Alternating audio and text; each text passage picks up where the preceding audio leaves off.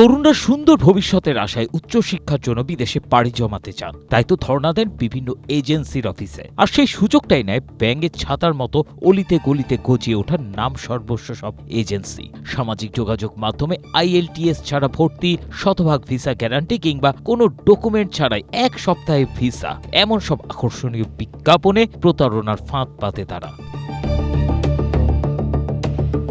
তরুণরা তাদের বিজ্ঞাপনে সাড়া দিলে শতভাগ স্কলারশিপ, বিনা খরচে আবাসন সহ নানা সুযোগ সুবিধার প্রতিশ্রুতি দিয়ে প্রথমে নেওয়া হয় ফাইল ওপেনিং চার্জ এবং পাসপোর্ট।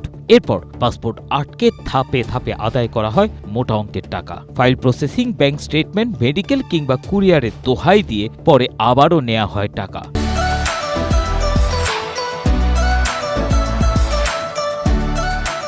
তারা এমন এক প্রতারণার মায়াজাল তৈরি করে যেখান থেকে বের হওয়ার আর কোনো উপায় থাকে না শিক্ষার্থীদের।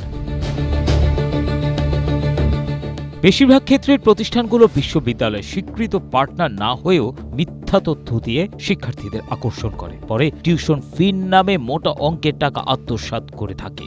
অনেকে বিদেশে পৌঁছালেও সেখানে গিয়ে দেখতে পান প্রতিশ্রুতির সঙ্গে বাস্তবতার কোনো মিল নেই। যখন শিক্ষার্থীরা প্রতারিত হয়েছেন বুঝতে পারেন, ততদিনে বহু দেরি হয়ে গেছে। দৈনিক কালের কণ্ঠের এক প্রতিবেদনে এই সব তথ্য উঠে এসেছে। প্রতিবেদনটিতে উল্লেখ করা হয়েছে, বর্তমানে রাজধানীর ফার্মগেট, মতিঝিল, উত্তরা ও গুলশান সহ সারা দেশে 2000-এরও বেশি এজেন্সি রয়েছে। পোর্টল্যান্ড স্টেট ইউনিভার্সিটির 2024 সালের একটি গবেষণায় দেখা গেছে, বাংলাদেশ ও ভারত থেকে বিদেশে উচ্চশিক্ষার জন্য পাঠানো প্রায় 65% আবেদনই জালিয়াতিপূর্ণ হওয়ার আশঙ্কা থাকে। এই ব্যাপক অনিয়মের কারণে 2024 সালেই ইউরোপীয় ইউনিয়নভুক্ত দেশগুলোর প্রায় 30,000 বাংলাদেশি শিক্ষার্থীর ভিসা আবেদন প্রত্যাখ্যান করে। এছাড়া অস্ট্রেলিয়ার মতো দেশগুলো ভিসা ফি প্রায় দ্বিগুণ করে দিয়েছে, কড়াকড়িও বাড়িয়েছে। আইন শৃঙ্খলা রক্ষা বাহিনীর দেয়া তথ্য মতে 2010 থেকে 20 এই 10 বছরে রাজধানী সহ দেশের বিভিন্ন প্রান্তে অন্তত 7,000 শিক্ষার্থী ভিসা কনসালটেন্সি ফার্মগুলোর মাধ্যমে প্রতারিত হয়েছে।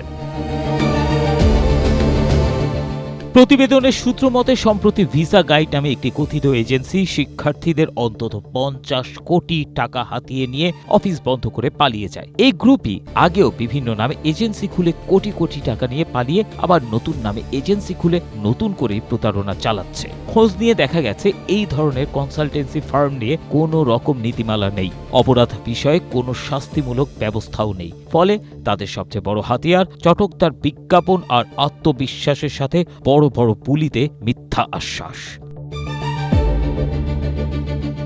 ABM Asaduzzaman, Asia post.